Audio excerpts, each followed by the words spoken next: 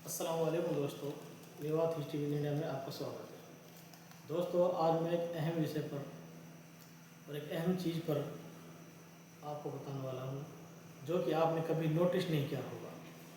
ये एक भारतीय करेंसी का नोट है।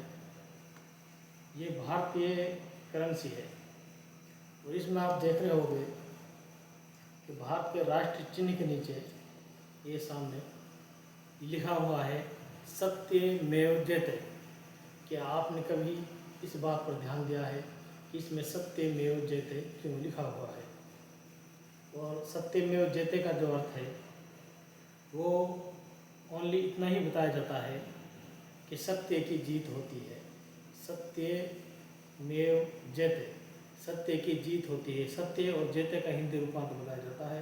मेव का अर्थ, इस मेव का इसमें हिंदी रूपांतर नहीं बताया जाता। ये संस्कृत की एक श्लोक है जिसमें से लिया गया है और वो एक उपनिषद है, उसमें से लिया गया है और वो है मुंडक पुराण, उसमें से वर्ड लिया गया है। और आपने कभी ध्यान दिया होगा, बड़े गर्व की बात है कि क्या चीज़ है ये। वो चीज़ है कि कभी जिसका हल्का सा वर्णन इस बुक्स में आया है, सत्यमेव जयते, सत्यमेव की जीत होती है। और आज भारतीय करेंसी पर ये वर्ड सुनहरे अक्षरों में अंकित है।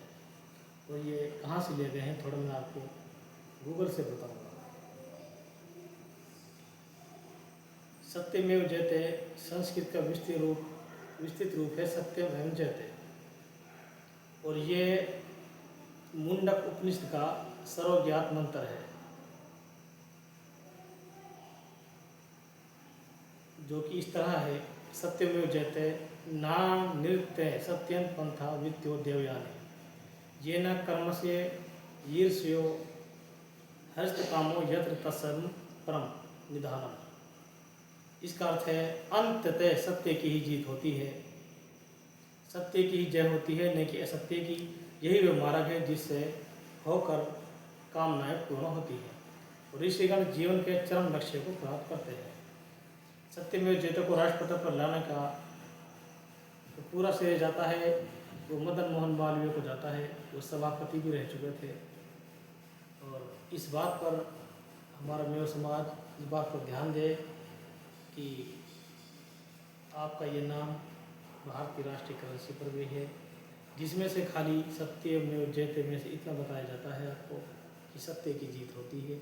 लेकिन अगर आप भी थोड़ा समझो सत्यमेव जयते, तो इसको हिंदी करते हुए इसकी मेव क्यों हटाया जाता है? तो सत्यमेव की जयते